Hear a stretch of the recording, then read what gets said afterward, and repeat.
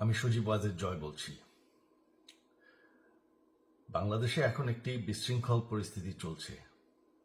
সারা দেশে আমাদের ভাঙচুর হচ্ছে, লুটপাট হচ্ছে। আমাদের শহরের বাইরে আমাদের নেতাকর্মী, আমাদের আওয়ামী লীগের নেতাকর্মীদের উপর হামলা চলছে, অনেকে হত্যা করা হয়েছে। এই পরিস্থিতিতে আমি বলতে চাই, আওয়ামী লীগ হচ্ছে বাংলাদেশের সবথেকে পুরাতন গণতান্ত্রিক এবং সবথেকে বড় দল। আওয়ামী লীগ কিন্তু মরে যায়নি। আওয়ামী লীগ এই দেশকে, বাংলাদেশকে স্বাধীন করেছে। আওয়ামী লীগকে শেষ করা সম্ভব না। আমরা বলেছিলাম যে আমার পরিবার আর রাজনীতি করবে না, তবে আমাদের নেতাকর্মীর উপর যেভাবে হামলা হচ্ছে, এই পরিস্থিতিতে আমরা হাল ছেড়ে দিতে পারি না। বাংলাদেশে যদি গণতন্ত্র, নতুন বাংলাদেশ গড়ে তুলতে হয়, আওয়ামী লীগ ছাড়া সম্ভব না। আওয়ামী লীগ হচ্ছে সব থেকে বড় দল। আওয়ামী লীগ কোথাও যাবে না, আওয়ামী লীগ শেষ হয়ে যাবে না। আওয়ামী লীগকে শেষ করা সম্ভব না।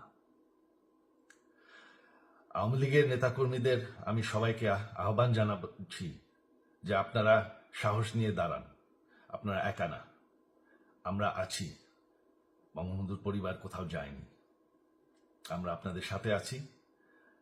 দেশকে, আমাদের নেতাকর্মীদেরকে, আওয়ামী লীগকে রক্ষা করার জন্য যা প্রয়োজন আমরা করতে প্রস্তুত।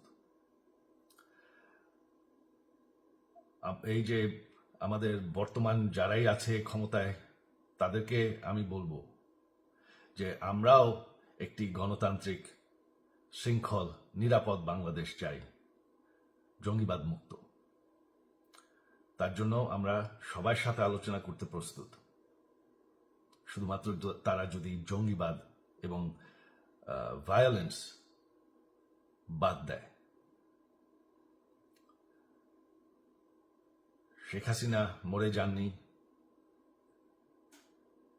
আমরা কোথাও যাইনি।